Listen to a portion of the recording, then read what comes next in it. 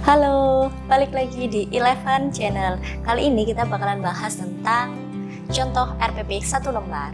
Untuk topiknya berdasarkan survei kemarin sih kita pakai yang terbanyak ya. Ternyata guru-guru masih kesulitan kalau bikin RPP dan lengkap beserta media pembelajaran dan penilaiannya tentang KPK dan FPP. Yuk kita simak videonya.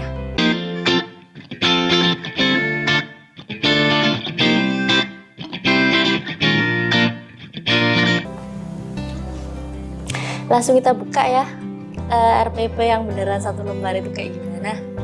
Yuk, ini ya sudah tampil kan. Nih, ini bukan format saklek ya, tapi kita bikin gimana mudahnya kita.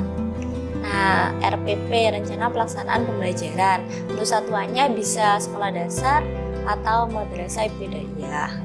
Untuk kelasnya kelas 4, saya cantumkan kompetensi dasar, walaupun sebenarnya nggak perlu, tapi menurut saya perlu karena di sini kita buat sebagai acuan mau pakai materi yang mana. Nah, ini ya. Jadi ini kita jadikan satu di FPP dan KPK. Untuk KD-nya menjelaskan dan menentukan faktor persekutuan, walaupun KD sebelumnya itu sudah dibahas tentang kelipatan dan faktor.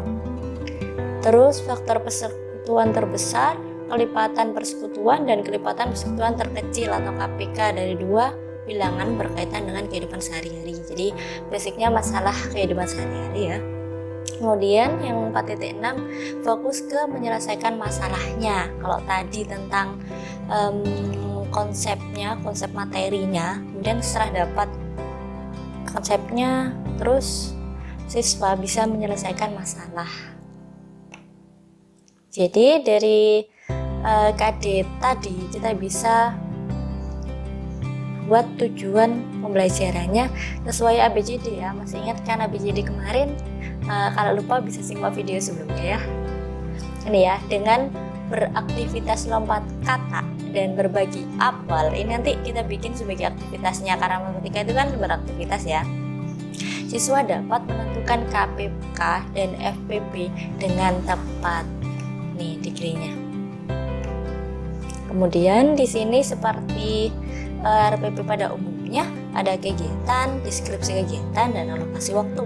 Kegiatannya ada pendahuluan, inti, dan penutup. Untuk alokasi waktunya, waktu yang disesuaikan dengan kegiatan yang mau dilakukan. Nah, ini kita buat FPP dan KPK itu menjadi satu.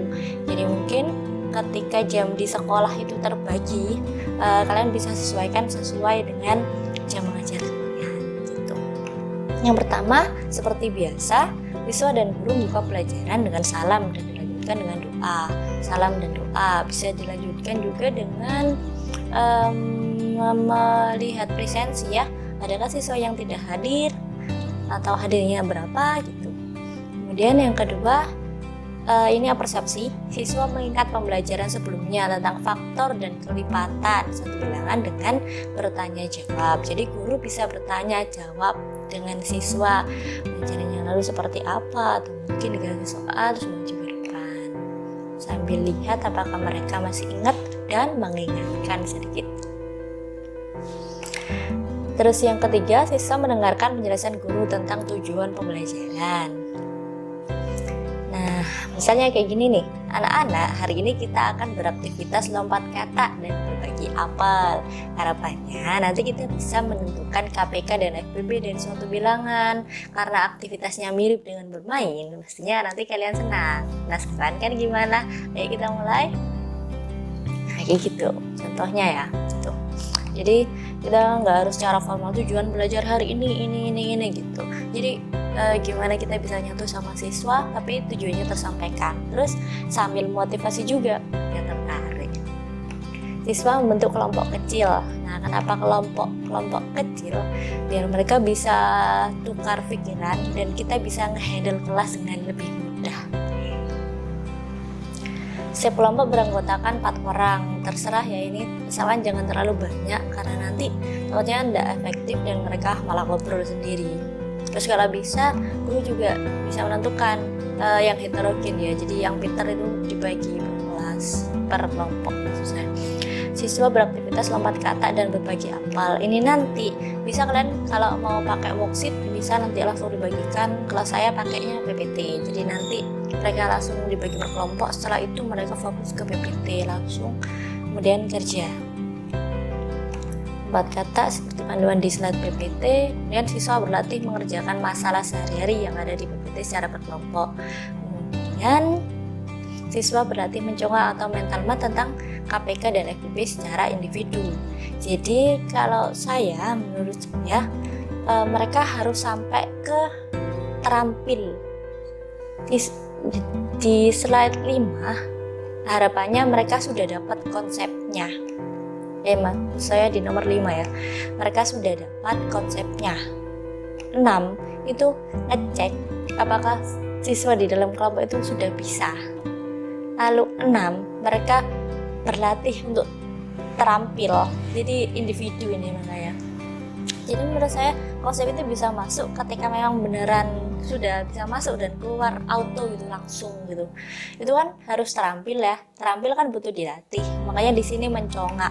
Walaupun sebenarnya mereka masih bisa tulis menulis sih, tapi intinya mereka bisa cepat gitu. Makanya di sini mental math. Mereka kayak nemukan intuisi. Oh kalau angkanya kena kayak gini, mungkin yang paling kecil itu 2 dan sebagainya. Nah mereka sudah nemukan itu jalan mereka sendiri gitu.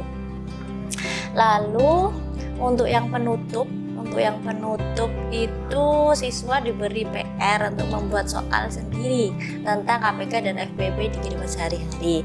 Harapan saya mereka itu bisa dikatakan bisa ketika bisa creating something.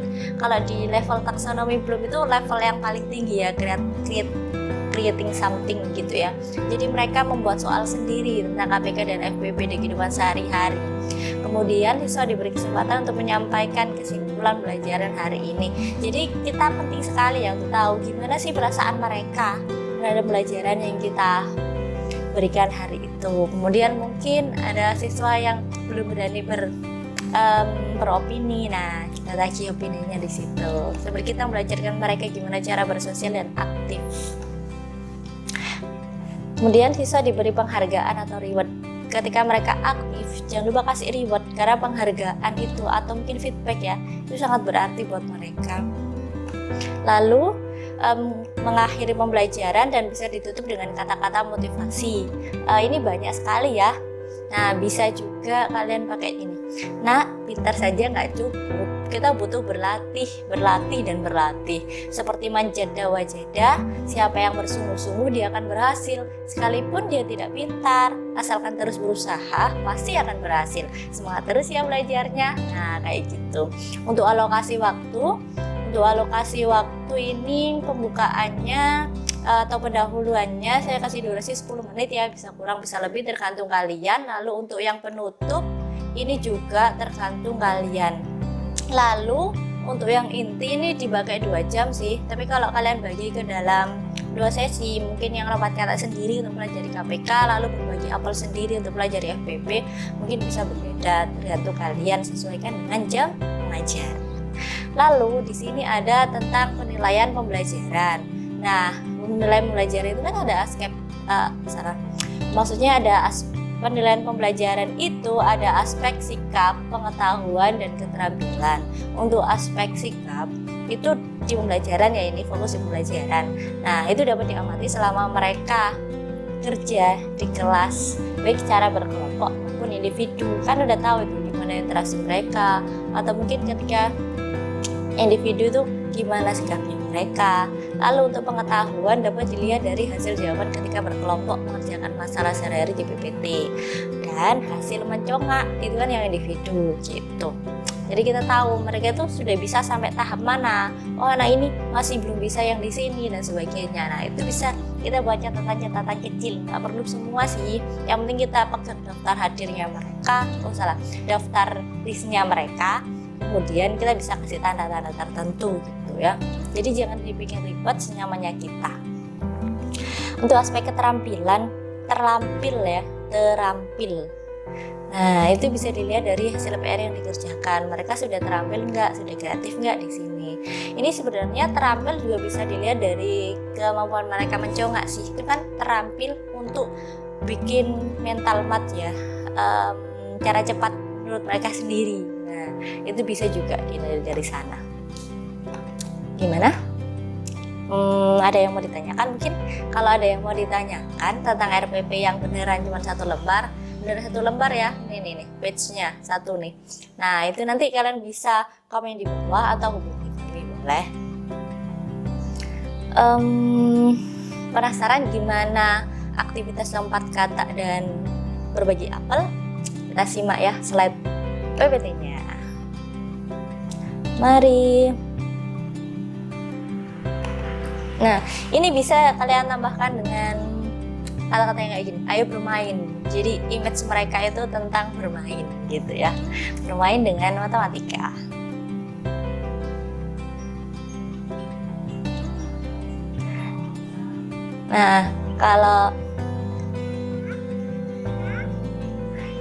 Nah, ini buat nyambungkan ke arah kata sebenarnya.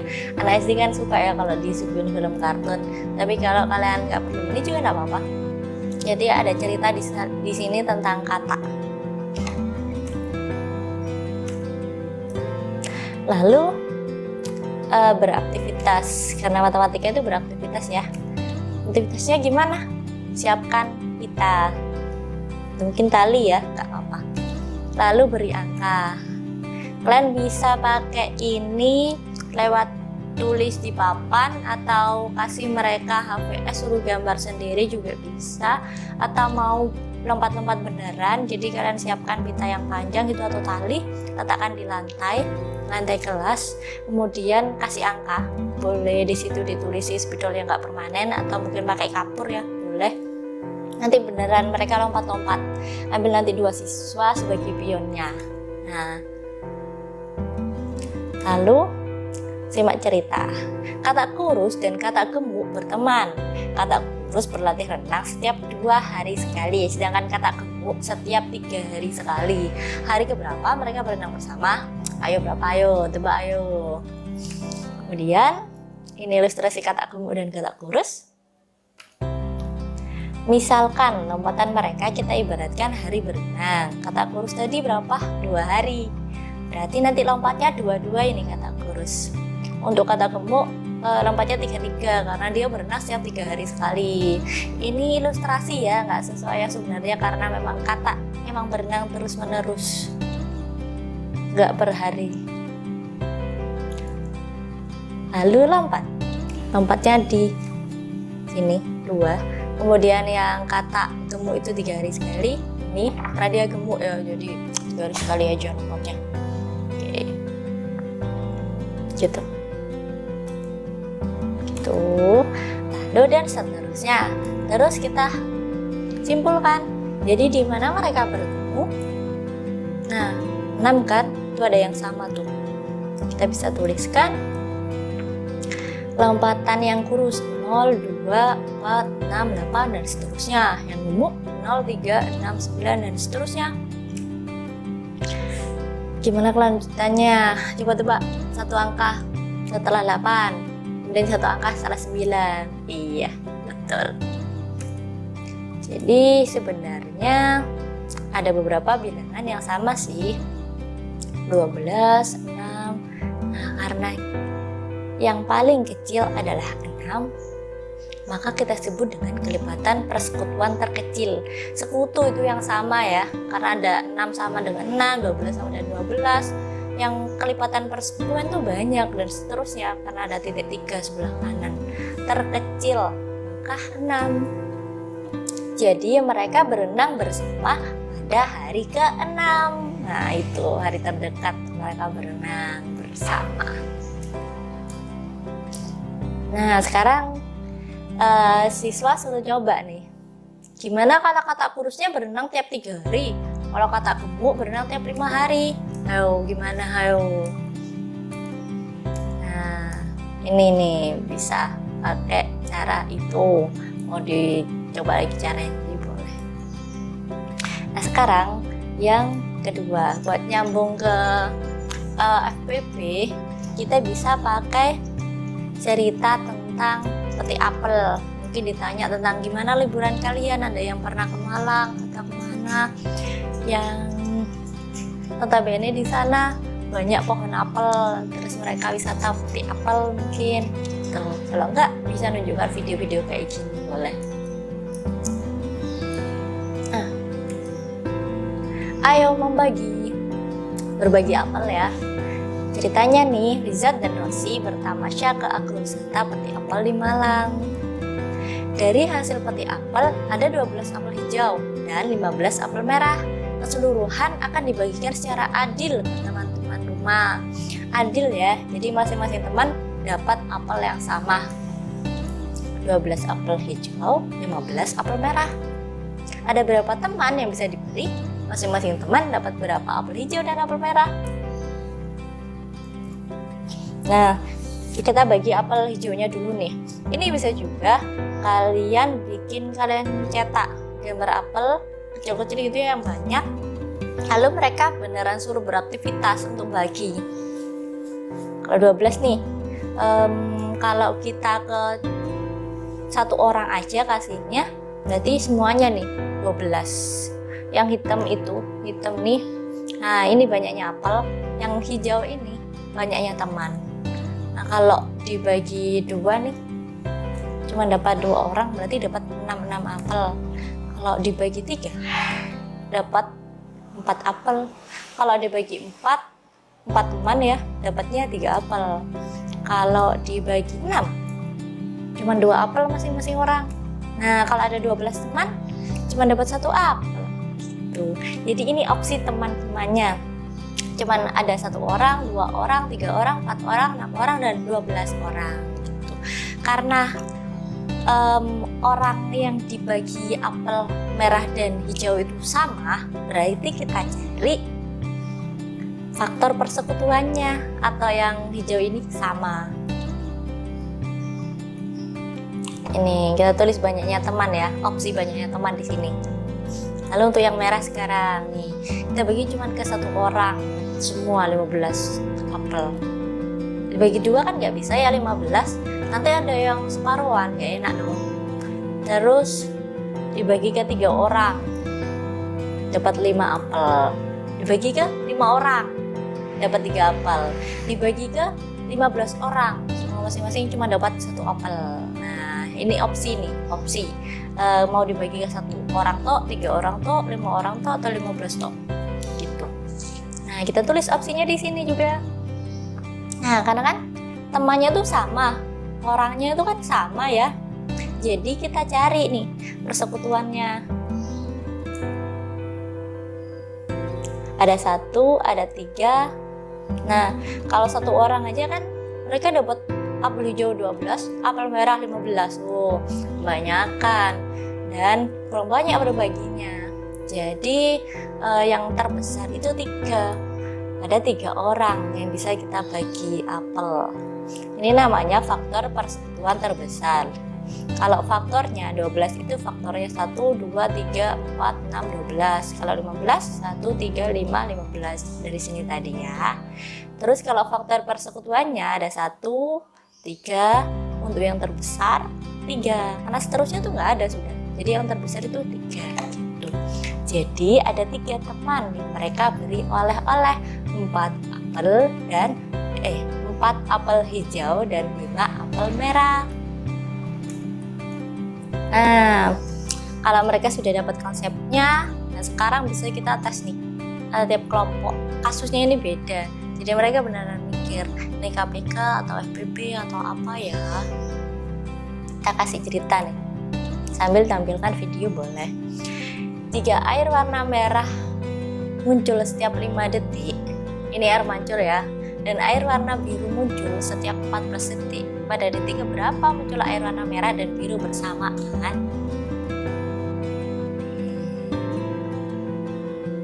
Nih, nah kan suka tuh. Apalagi ditanya-tanya, ada yang pernah ke Kenjeran, ini di Kenjeran ya kayaknya. Atau mungkin di Singapura juga ada. Nah, itu tadi video tentang RPP yang beneran 1 lembar ya, beserta slide-nya, slide media pembelajaran yang bisa juga kalian terapkan sambil tempel-tempel bagi langsung gambar apel atau mungkin yang kata-kata tadi. Juga bisa aktivitas ya, lompat-lompat atau bagi beneran. Kemudian juga ada penilaiannya, pembelajaran. Jadi nanti kalian bisa terapkan tuh kalau ada yang manfaat dari sini. Oke, sudah itu aja. Terima kasih sudah menonton. Jangan lupa like dan subscribe. Terima kasih.